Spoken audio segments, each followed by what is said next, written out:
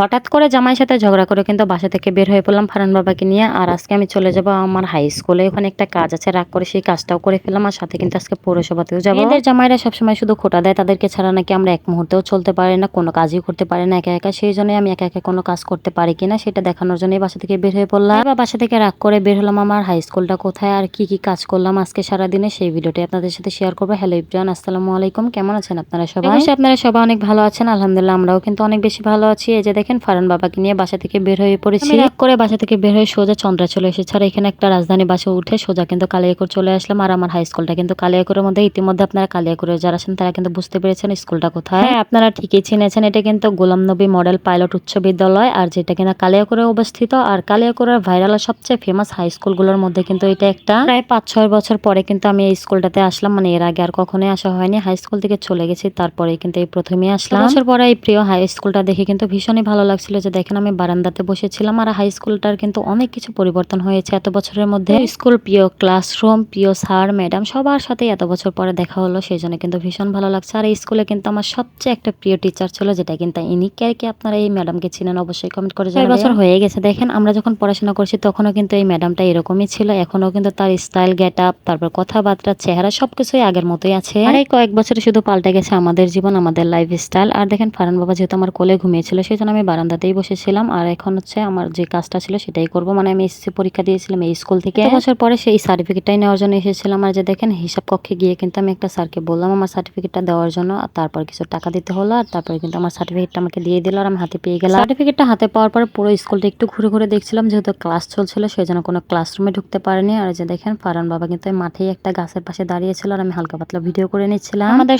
এই স্কুলের কিন্তু সবচেয়ে সুন্দর পাঠ হচ্ছে মাঠের মধ্যে সুন্দর আর বড় একটা শহীদ মিনার আছে। দেখেন শহীদ মিনারটা দেখতে কত সুন্দর লাগছিল। যখন পড়াশোনা করেছিলাম এই স্কুলটাতে তখন হালকা পাতলা মানে কয়েকজন মেয়ে ছিল মাত্র, আর এখন অনেক অনেক মেয়েদেরকে ভর্তি করা হয়েছে। এই স্কুলটা কিন্তু আগে বয়েজ স্কুল ছিল শুধুমাত্র। একটা জিনিস দেখে কিন্তু আমার ভীষণই ভালো লাগলো, পুরো স্কুলটা কিন্তু সিসি ক্যামেরা দ্বারা নিয়ন্ত্রিত, মানে ক্লাসরুম গুলো থেকে শুরু করে পুরো স্কুলটা। নতুন একটা ক্যান্টিনও হয়েছে স্কুলে। যেহেতু বাসা থেকে রাগ করে ঝগড়া করে এসেছি সেজন্য খাওয়া দাওয়া করে আসিনি, ক্যান্টিনে এসে আমি একটা রুটি নিয়ে নিলাম। আর ফারহান বাবাকে দিয়েছিলাম কয়েকটা সেন্টার ফুড। আমার বাবাটা বসে বসে খাচ্ছিল। আমাদের স্কুলের কাজ শেষ, এখন সোজা চলে যাবো পৌরসভায়। কালিয়াকৈর থেকে একটা অটো তুলেছিলাম, কিন্তু অর্ধেক রাস্তায় এসে নামিয়ে দিয়েছে, কারণ অটোটা নষ্ট হয়ে গেছে। যে দেখেন আমরা যাত্রীরা দাঁড়িয়েছিলাম, এখান থেকে আরেকটা অটো নিয়ে পৌরসভায় চলে আসলাম। পৌরসভাতেও আমার বেশ কিছু কাজ ছিল, মানে ফারহান বাবার জন্ম নিবন্ধনের বিষয়ে কথাবার্তা বলার ছিল, আর আমার একটা চেয়ারম্যান সার্টিফিকেট দরকার ছিল, সেই জন্য এসেছিলাম। ভাবলাম কালিয়াকৈর যেহেতু এসেছি সেই জন্য সব কাজগুলো সেরেই তারপরে বাসায় যাবো। আর আমার আগেই কিন্তু ফারহান বাবা হেঁটে হেঁটে যাচ্ছিল। দেখেন পৌরসভাতে এসে কিন্তু ফারহান বাবার সবার আগে চোখ গিয়েছিল একটা ভিগো গাড়ির দিকে। এই ভিগো গাড়িটা দেখে কিন্তু আমার ফারহান বাবা দাঁড়িয়ে গেছিল। আমার বাবার সবচেয়ে পছন্দের গাড়ি হচ্ছে ভিগো গাড়ি আর ট্রেন গাড়ি। আজকের এই ছোট্ট ভিডিওটি ছিল এই পর্যন্ত। এই ভিডিওটি যদি আপনার কাছে ভালো লাগে তাহলে অবশ্যই লাইক কমেন্ট শেয়ার করে দেবেন। আপনাদের সাথে দেখা হচ্ছে পরবর্তী কোনো ভিডিওতে। সে পর্যন্ত সবাই ভালো থাকেন, সুস্থ থাকেন, আল্লাহ হাফেজ।